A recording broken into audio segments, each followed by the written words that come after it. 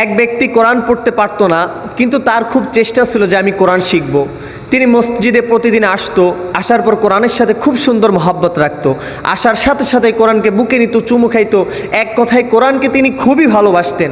তিনি যখন মারা গেল, তার কবর দেওয়া হলো, এখন ফেরেশতারা হিসাব নিতে আসছে, তখন দেখে এক যুবক, বিরাট শরীরের যুবক, ফেরেশতাকে কবরে ঢুকতে দেয় না, ডান দিক দিয়ে ঢুকতে দেয় না, বা দিক দিয়ে ঢুকতে দেয় না, উপর সামনে নিচে কোনো দিক দিয়েই ফেরেশতাকে ঢুকতে দেয় না।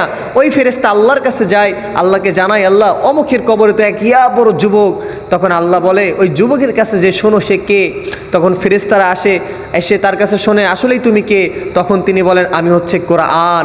এই যুবক দুনিয়ায় থাকা অবস্থাতে আমাকে খুবই মহব্বত করত, আমাকে অনেক ভালোবাসতো, তাই আজ আমি ইরাদা করছি এই যুবককে না যত সময় জান্নাতে না পৌঁছাইবো তার পিছ আমি ছাড়বো না।